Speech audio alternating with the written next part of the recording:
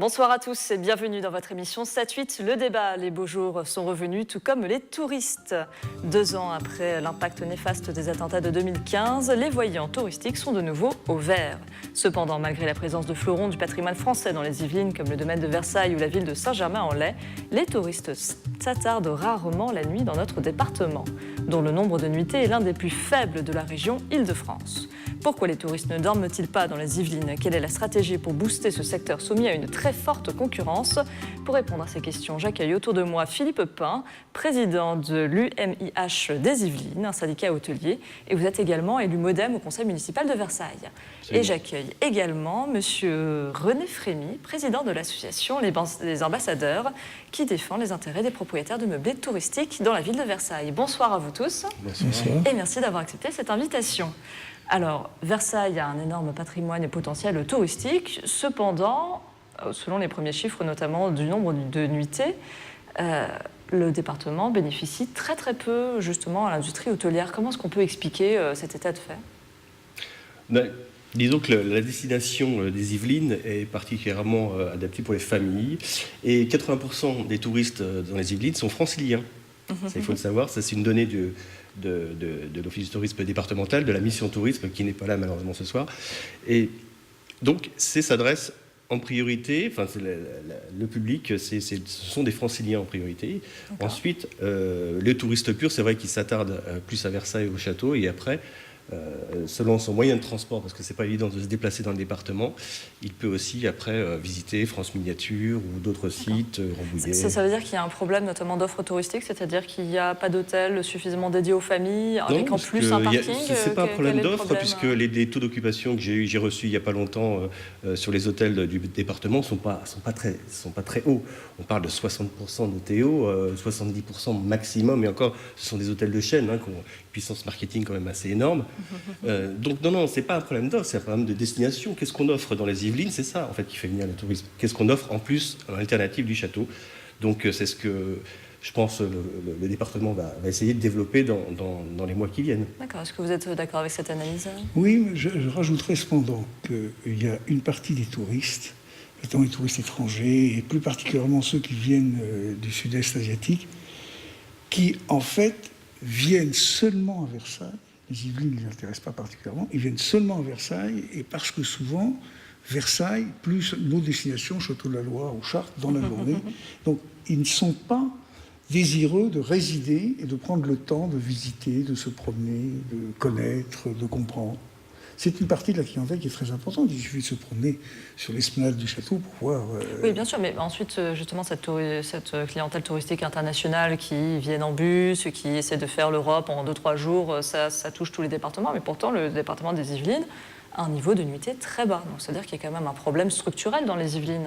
Est-ce que c'est parce que, justement, il est trop bien relié au niveau ferré par rapport à Paris, que les personnes ne s'attardent pas? Il y a aussi, il faut voir, on est en concurrence avec qui? Avec le 77 où il y a Disney quand même. Disney, oui. C'est une grosse structure. Premier site visité en France. C'est le premier site et c'est le département qui enregistre le meilleur taux de nuitée dans l'Île-de-France. Ensuite, c'est le 92, il vient le 91 et le 78 ensuite, dans l'ordre.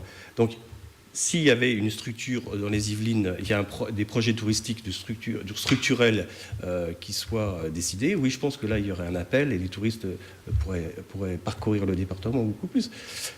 Il ne faut pas non plus dire, bon, il y a un manque d'hôtels, mais pourquoi il manque d'hôtels? Est-ce qu'il y a des projets? Est-ce qu'il y a Je vous ai donné les taux d'occupation, ils ne sont pas fameux. Donc ça veut dire qu'il y a encore de la marge.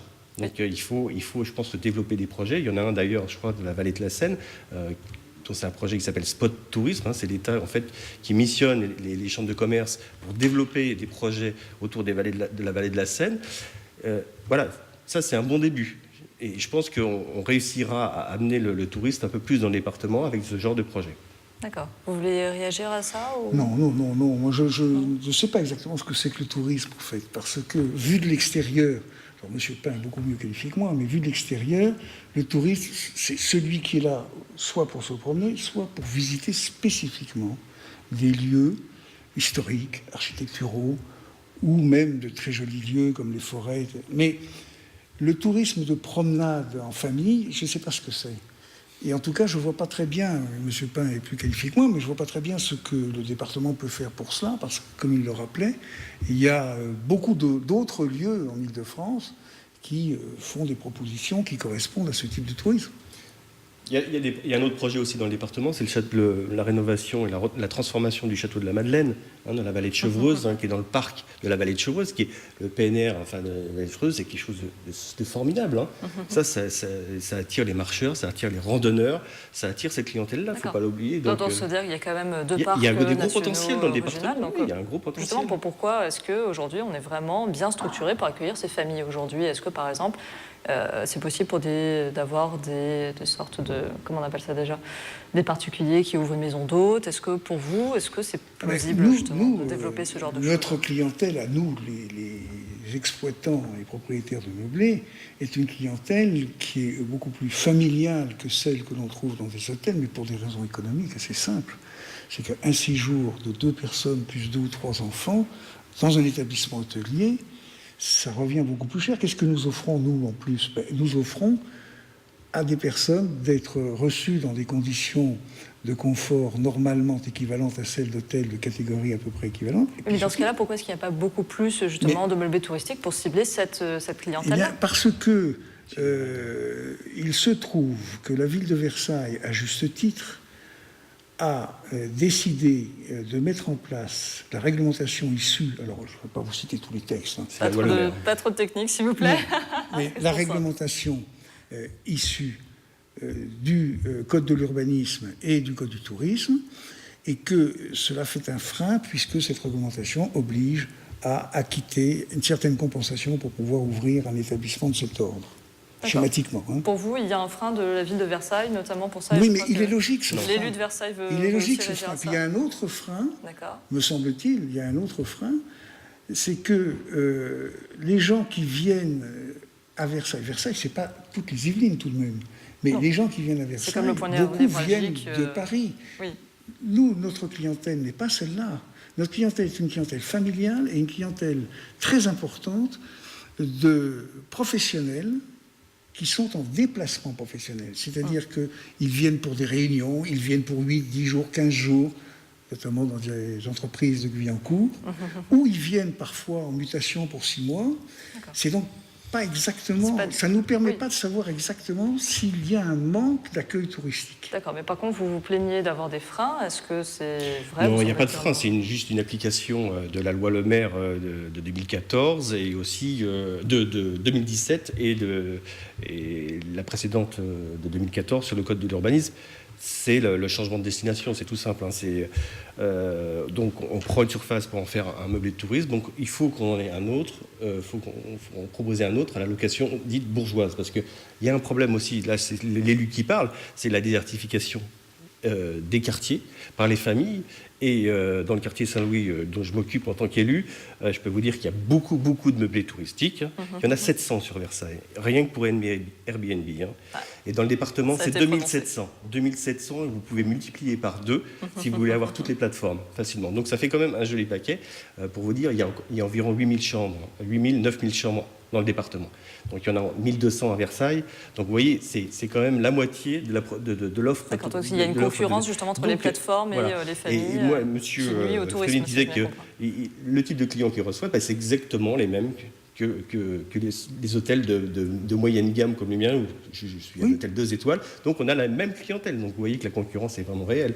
Parce qu'on n'a pas les mêmes contraintes. Nous avons des commissions de sécurité, des commissions d'hygiène, on embauche. Il faut donc, il y a tout un travail autour du personnel, du social et ainsi de suite. Donc c'est important, c'est très lourd. Pour vous, il n'y a pas la même concurrence, alors que vous avez, pour vous... Il y a la même concurrence, mais pas avec les mêmes charges. On va laisser répondre.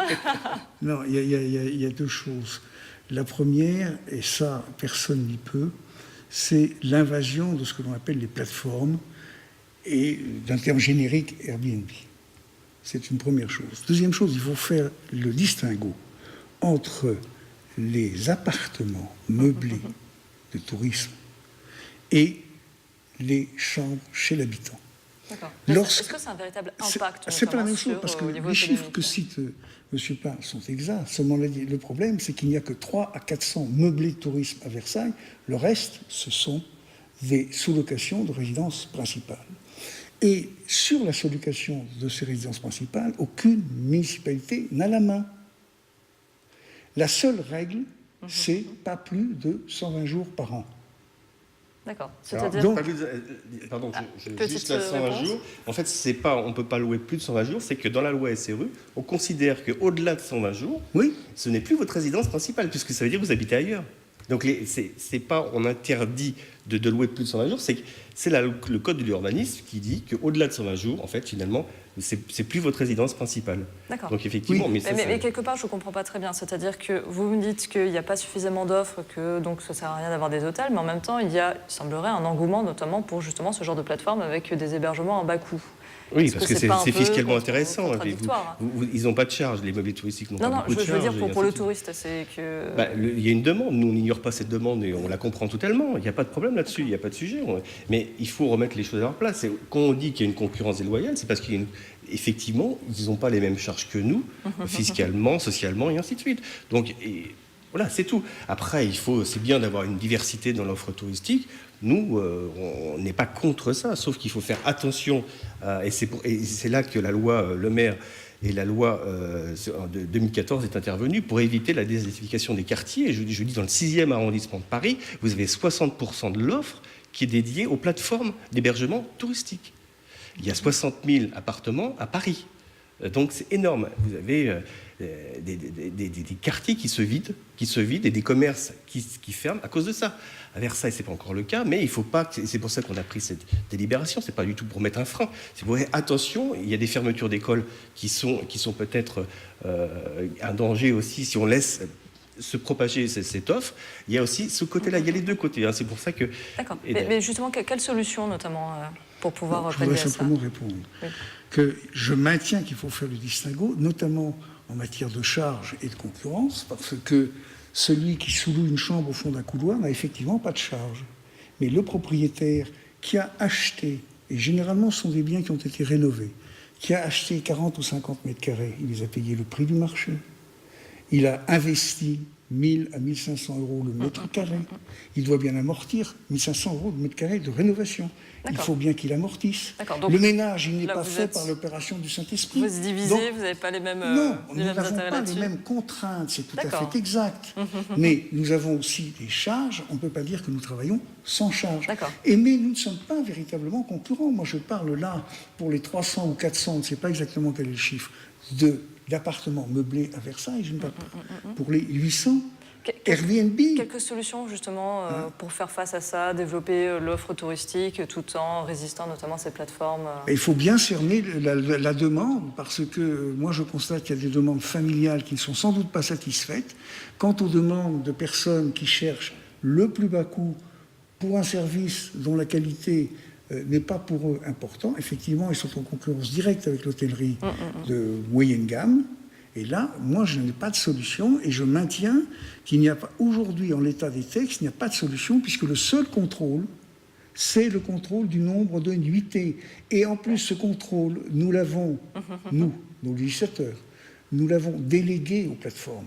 Parce qu'il n'y a pas que Airbnb, on parle Donc il faut revoir notamment au niveau de la loi. C'est pour ça qu'au niveau de la loi Elan qui va être votée bientôt, il y aura l'article 51 qui stipule justement, du côté du logeur, une transparence au niveau du nombre de nuitées et au niveau de la plateforme, une transparence au niveau des flux financiers que ça génère pour effectivement qu'il y ait une fiscalité qui s'instaure, paisiblement on va dire, mais qui s'instaure pour que l'effort que les communes font pour le tourisme à travers l'Office du tourisme soit aussi partagé par tous. Ce sera le mot de la fin. Merci beaucoup à tous les deux d'avoir accepté de débattre et de proposer vos idées. Alors, quant à vous, je vous invite à revoir cette émission sur notre site internet, à la partager sur les réseaux sociaux. Je vous souhaite une agréable soirée et à la semaine prochaine.